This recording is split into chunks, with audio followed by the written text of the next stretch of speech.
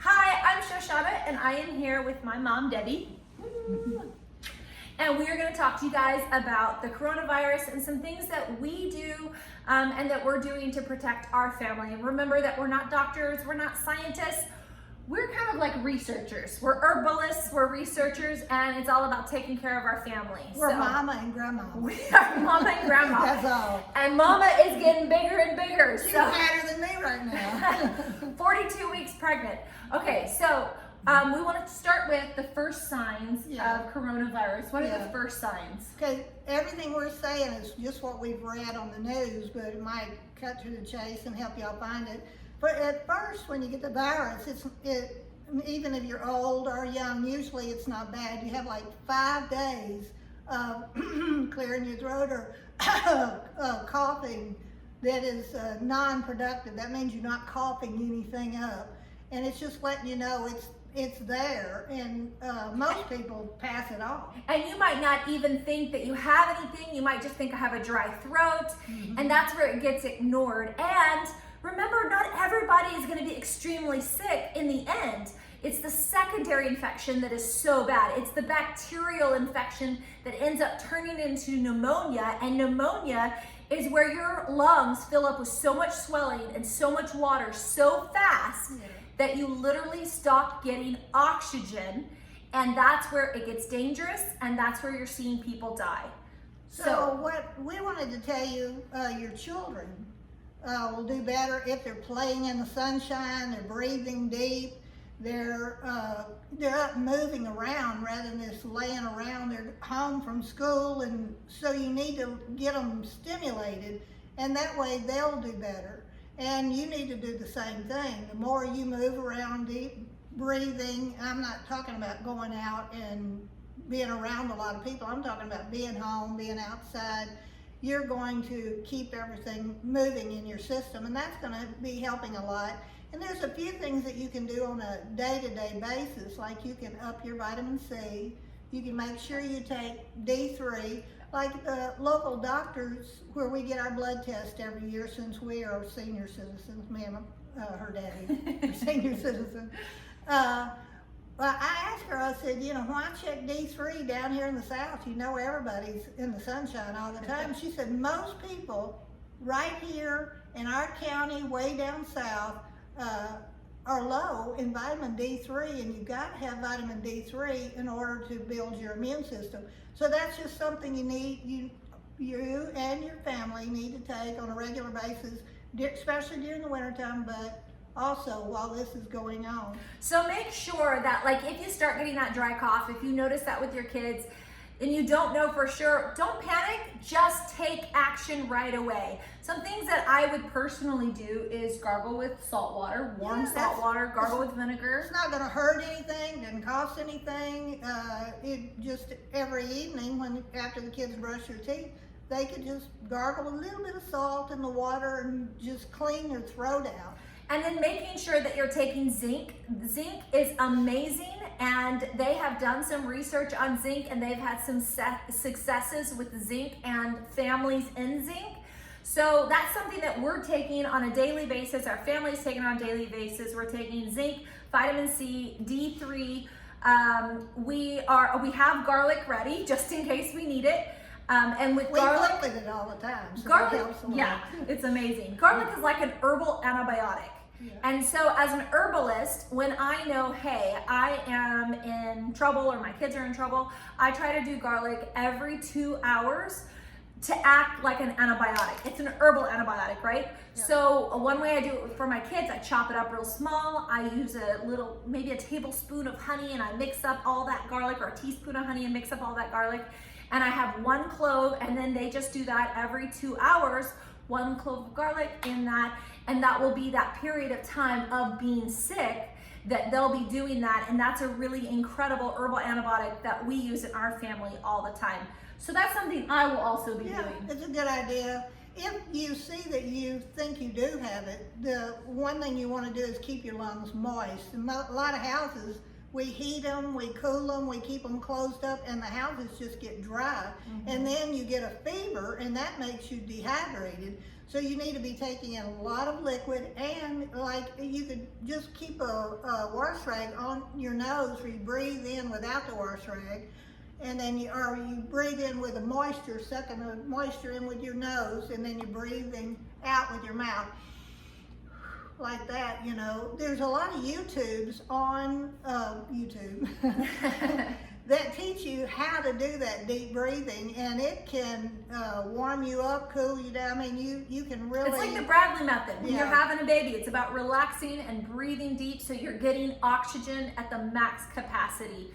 And that makes a really big oxygen difference. is important for health. You got it. And Yeah. the lungs get compromised when you get any kind of sickness at all. So having a good oxygen supply is key. Other way that you can do steam is you can just have a pot on your stove, boil some water. I love to throw a handful of herbs in there. Yeah. You're killing the germs and the bacteria in the air, but also you're moisturizing your lungs. If things get, you know, where I'm having a trouble with my lungs anytime with my family, then what I like to do is I get the water boiling, I put my herbs in there, I get my herbs nice and moist. You want to make sure your herbs are moist. You don't want to do it with dry herbs. Make sure your herbs are totally moist. So you've got that herbal tea steaming up. Turn your eye off, put a towel over your head, and then do that deep breathing. She really got it down. In that, right? She's been practicing this babies overdue. But it can really help your lungs and help you so that if you are sometimes like with the coronavirus, you'll start coughing even to the point where you're throwing up because you're coughing so hard, but you're not coughing anything up. It's not a productive cough. This can be really helpful to help bring calm to your lungs, to help them kind of relax in a normal environment. So I'm going to do it if I end up with a corona. Yeah. So that's another thing.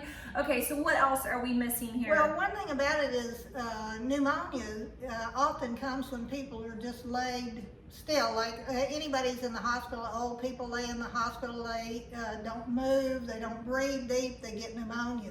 So by being just moving around, shifting around, like when I get sick, I don't want anybody to bring me anything. I don't want anybody to do anything for me. I just want to lay in one spot, lay still.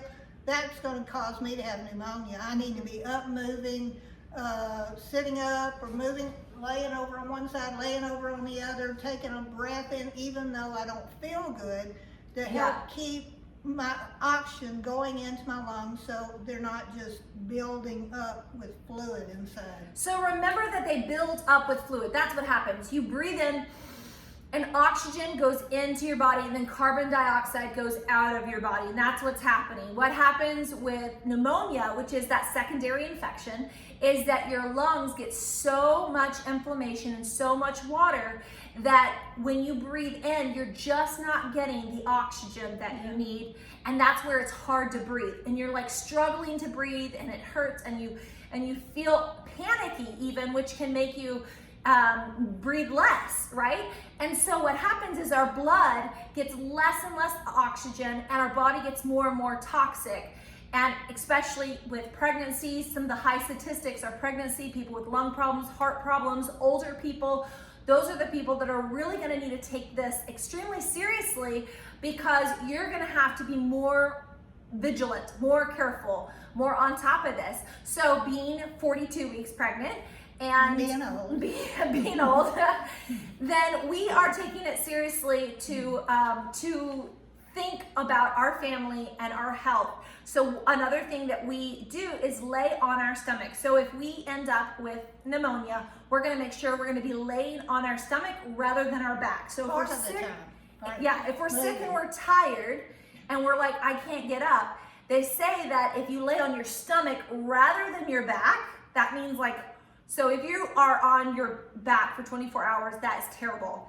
If you are in bed and you're so sick and you can't get out, be in bed 18 hours a day on your belly, not your back. Because it will help your lungs, it will help that water, so you have a better chance of breathing, a better chance of getting that oxygen. But like Mom said, when you can, when you feel good enough, be moving, deep breathing, be outside with oxygen. You know, Lots of vitamin D through the sunshine. That's where you get it naturally. my dad's had a few heart attacks before, and he stopped a heart attack one time. Like literally, he's in the process. He's like, I'm having a heart attack. Like he's not able to talk, but he's motioning to my mom, and he literally did that deep breathing.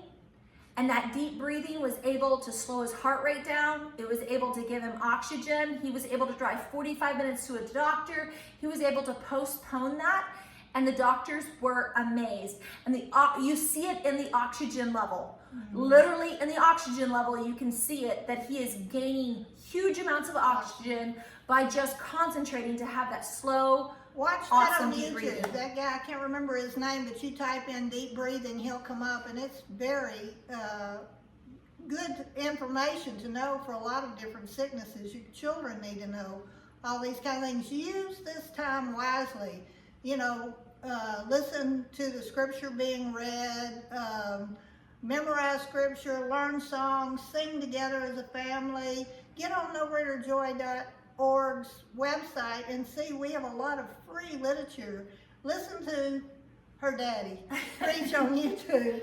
You know, let's get your kids listening. We have a song on YouTube Lots too, of free that they would information. really enjoy. Yeah. It's just using this time not to have fear or anxiety, but to prepare and to enjoy your family and grow your family to knowing the Lord, and to tell them to start praying for all these different countries. Not that people get well, but people be open to the gospel.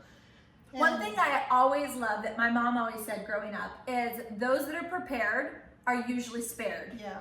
And it was never about fear. Yeah. It was never about anxiety. It was never like, oh no, bad things are gonna happen. It was, I am going to be strong. I'm going to be a fighter. I'm going to take care of me and mine and anyone that I can, because I'm going to be prepared. I'm going to be 100% prepared with whatever happens.